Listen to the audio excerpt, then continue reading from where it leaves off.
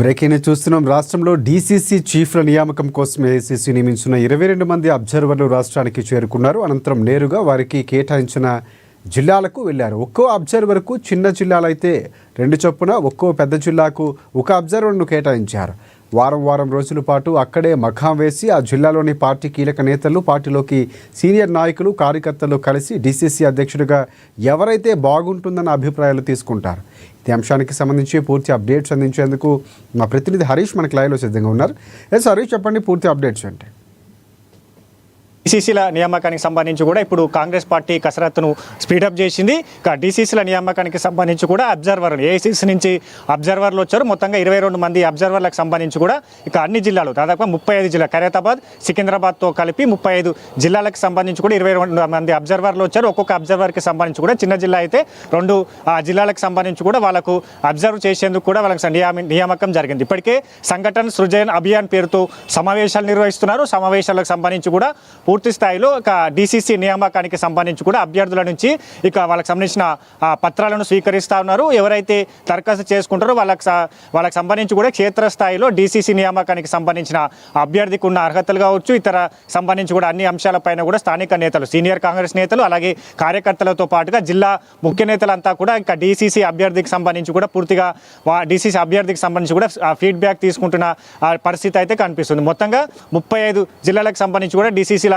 నియామకం జరగబోతుంది. ఇప్పటికే కొంతమంది ఎమ్మెల్యేలుగా కొనసాగుతూ ఉన్నారు. ఆ డీసీసీలకు సంబంధించి కూడా ఇప్పుడు కొత్త డీసీసీల నియామకం అయ్యే అవకాశం ఉంది. దాంతోపాటుగా కొత్త నూతన డీసీసీలకు సంబంధించి కూడా అవకాశం కల్పించేందుకు కాంగ్రెస్ పార్టీ సిద్ధంగా ఉన్నది. ఎందుకంటే ఇప్పటికే స్థానిక సంస్థల ఎన్నికలకు సంబంధించి కూడా ఇక బ్రేక్ పడ్డది కాబట్టి ఇప్పుడు పార్టీ సంస్థాగత నిర్మాణం పైన కూడా ఫోకస్ చేసింది. ఇక డీసీసీల నియామకం తర్వాత స్థానిక సంస్థల ఎన్నికలకు వెళ్ళాలి కాబట్టి ఖచ్చితంగా పకడ్బందీగా డీసీసీల ప్రక్రియ జరుగుతూ ఉన్నది. ఎవరి లాబియింగ్ సంబంధించి కావచ్చు, ఇతర ఏవీ లేకుండా కాంగ్రెస్ పార్టీ ఏఐసీసీ అబ్జర్వర్లు వచ్చారు. మొదటిసారిగా డీసీసీల నియామకానికి సంబంధించి కూడా మొదటిసారిగా ఇప్పుడు అబ్జర్వర్ల పర్యవేక్షణ డీసీసీ నియామకం జరుగుతుంది. ఎందుకంటే డీసీసీలకు సంబంధించి కూడా ప్రాధాన్యత పెంచబోతున్నాం. డీసీసీలకు సంబంధించి కూడా ఇప్పుడు మరికొన్ని బాధ్యతలు ఇవ్వబోతున్నాం అని కూడా మొన్న పీసీసీ స్పష్టం చేసింది. అందులో భాగంగానే డీసీసీలకు సంబంధించి కూడా పెద్ద ఎత్తున ఆశావాహులు ఉన్నారు.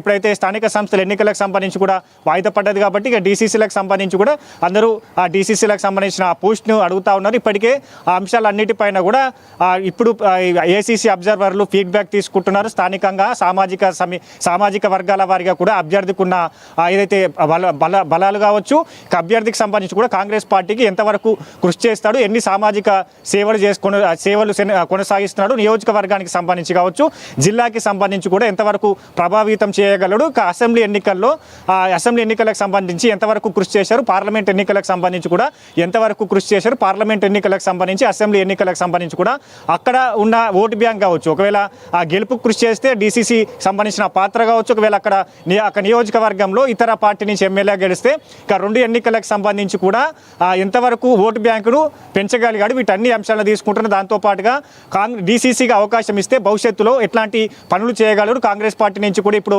6 గ్యారెంటీలు కావచ్చు, కాంగ్రెస్ ప్రభుత్వం ఏర్పాటైన తర్వాత 2 సంవత్సరాలలో తీసుకొచ్చిన పథకాలు, సంక్షేమ పథకాలకు సంబంధించి, అభివృద్ధి కార్యక్రమాలకు సంబంధించి కూడా ఆ జిల్లాలో ఎంతవరకు ప్రచారాలు నిర్వహిస్తున్నాడు, ఎన్ని సభలు నిర్వహించారు, సమావేశాలు నిర్వహించారు, కార్యకర్తలు కోఆర్డినేషన్ చేసుకుంటూ పనిచేస్తూ ఉన్నాడు. ఇక ప్రతిపక్ష పార్టీలకు సంబంధించి చేస్తున్న విమర్శలు కావచ్చు, ఆరోపణలకు సైతం కావచ్చు ఎప్పుడు ఎంతవరకు తిప్పికొట్టగలడు. ఇక మొత్తంగా ఆయనకు సంబంధించి కూడా పూర్తిగా ఆ డేటా తీసుకుంటున్నారు. ఇక అభ్యర్థితో కూడా 1-to-1గా అబ్జర్వర్లు 1-to-1కి సంబంధించి కూడా వాళ్ళు 1-to-1 నిర్వహిస్తున్నారు. ఇక అభ్యర్థికి సంబంధించి కూడా పూర్తిగా బలాలు కావచ్చు సంబంధించి కూడా ఆయన పైన అంతర్గతంగా ఎవరైనా ఒత్తిడి చేస్తుంటే, అంతర్గత ఆరోపణలు చేస్తుంటే వాటన్నిటిని కూడా అబ్జర్వర్లకు వినిపించే అవకాశాలు అయితే కనిపిస్తున్నారు. మొత్తంగా ఈ వారం రోజుల పాటు కూడా అబ్జర్వర్లంతా కూడా డీసీసీల నియామకం పైన ఫోకస్ చేశారు. ఇక డేటా తర్వాత ఈ నెల 18న పూర్తిగా ఒక్కొక్క జిల్లాకి సంబంధించి కూడా 3 పేర్లు ఆ నివేదికను సిద్ధం చేసి ఇక్కడ ఏఐసీసీకి పంపనున్నారు. ఏఐసీసీకి సంబంధించి కూడా మరోసారి ఇక్కడ CM Revanth Reddy, PCC chief, అలాగే మంత్రులతో, అలాగే జిల్లా ఇన్ఛార్జ్ మంత్రులతో కూడా సమావేశం నిర్వహించి అభ్యర్థికి సంబంధించి కూడా వారి డేటా కూడా అభ్యర్థికి పైన ఇన్ఛార్జ్ మంత్రుల డేటా, ఈ అందరి డేటా, అభ్యర్థికి సంబంధించిన పూర్తి డేటా, అభ్యర్థి పైన ఏ విధమైన ఒపీనియన్ ఉన్నది, ఎవరైతే బాగుంటుంది వీటి డేటా అంతా తీసుకొని ఏఐసీసీకి పంపనున్నారు. ఏఐసీసీ నుంచి నవంబర్ మొదటి వారంలో నూతన డీసీసీలకు సంబంధించి కూడా ప్రకటన ఉండబోతుంది. Rajasekhar, right, thanks for updates Harish.